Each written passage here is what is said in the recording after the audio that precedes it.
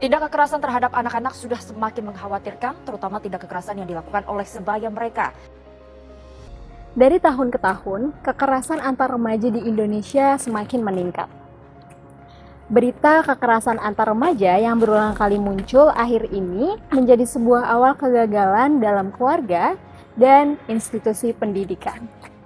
Nah, dari sini penting untuk mencari solusi dan masalahnya untuk mengatasi anak remaja, generasi Z, generasi muda selanjutnya. Berita kekerasan antar remaja sampai pada tindak kriminal sering membuat orang dewasa geleng-geleng kepala karena tidak pernah terfikir bahwa remaja mampu melakukan tindakan keji dan sadis. Kekerasan antar remaja ataupun kekerasan antar anak sudah tidak mengenal tempat dan tidak ragu melakukannya di tempat umum. Seperti pada berita-berita yang dilampirkan oleh Liputan 6, yaitu siswa SD membanting teman perempuannya hingga jatuh ke lantai kelas. Berita viral juga terjadi pada seorang pelajar dianiaya temannya karena korban tidak pernah aktif di WhatsApp. Dan baru-baru ini, yaitu berita tentang Mario Dandi yang melakukan kekerasan terhadap anak di bawah umur karena latar belakang cemburu. Hal-hal ini harus diberi perhatian penuh karena anak muda akan menjadi generasi bangsa di kemudian hari. Melihat kehidupan interaksi anak di sekolah, perlu adanya sikap guru untuk membangun ruang psikologi anak. Namun, ranah itu masih kurang aktif dalam instansi pendidikan. Ada apa dengan psikologi anak zaman sekarang atau generasi Z?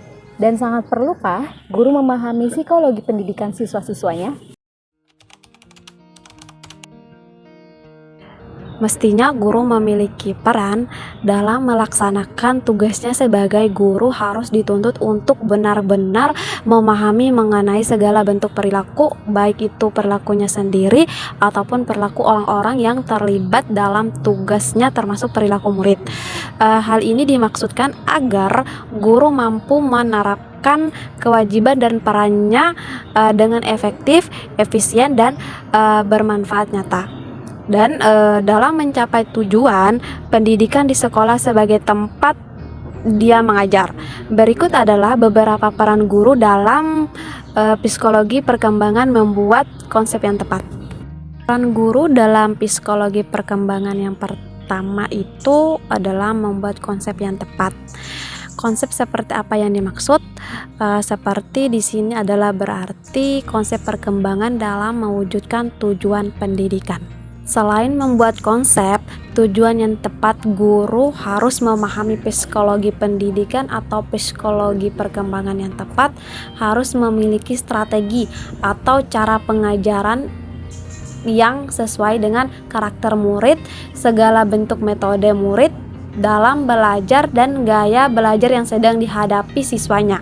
Memberikan bimbingan atau konseling.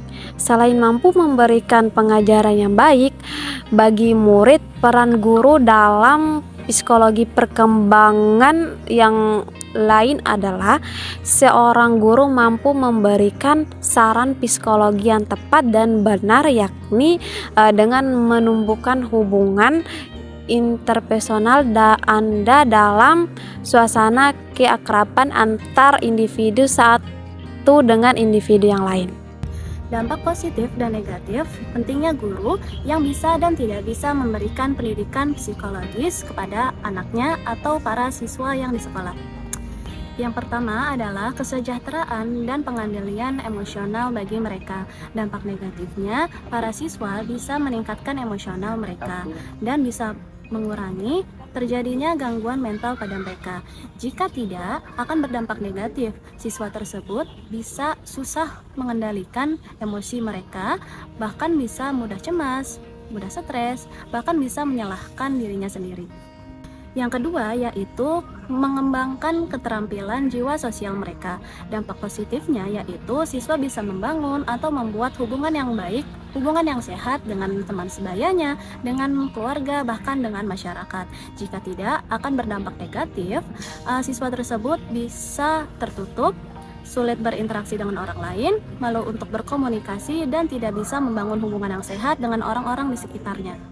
Yang ketiga adalah peningkatan belajar untuk mereka. Akan berdampak positif, siswa tersebut bisa meningkatkan potensi belajar akademik mereka secara maksimal, dan jika tidak akan berdampak negatif, siswa tersebut akan kesulitan untuk belajar, tidak fokus, bahkan tidak memahami pembelajaran mereka.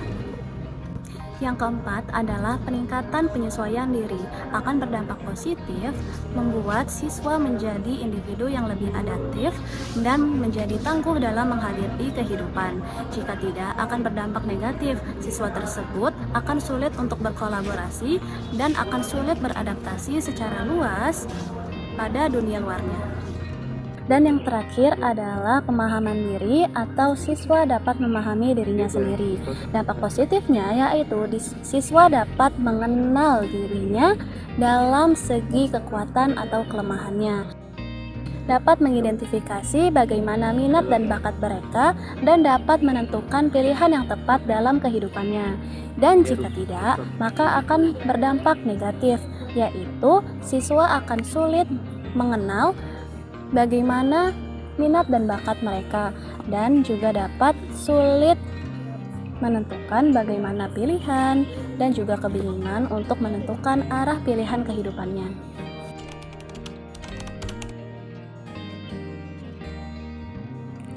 Adapun beberapa solusi untuk guru-guru di Indonesia dari sudut pandang pendidikan dan psikologi siswa. Yang pertama, pelatihan dan pengembangan profesional. Guru perlu mendapatkan pelatihan dan pengembangan profesional secara teratur. Pelatihan ini dapat mencakup metode pengajaran terbaru, strategi manajemen kelas, dan pendekatan pembelajaran yang inklusif, dan keterampilan komunikasi efektif. Yang kedua, dukungan psikologis dan konseling. Siswa sering sekali menghadapi masalah psikologi seperti stres, kecemasan, dan kesulitan belajar. Penting bagi sekolah untuk menyediakan dukungan psikologis dan konseling yang memadai bagi siswa. Psikolog sekolah dapat bekerja sama dengan guru untuk membantu mengidentifikasi masalah siswa. Yang ketiga, penggunaan teknologi dalam pembelajaran. Guru dapat menggunakan perangkat lunak, pembelajaran interaktif, video pembelajaran, atau platform pembelajaran online untuk meningkatkan keterlibatan siswa dan memfasilitasi pembelajaran media. Yang keempat, ada kolaborasi antara guru dan psikologi. Kolaborasi yang erat antara guru dan psikologi sekolah penting untuk memastikan pendekatan yang holistik dan mendukung perkembangan siswa.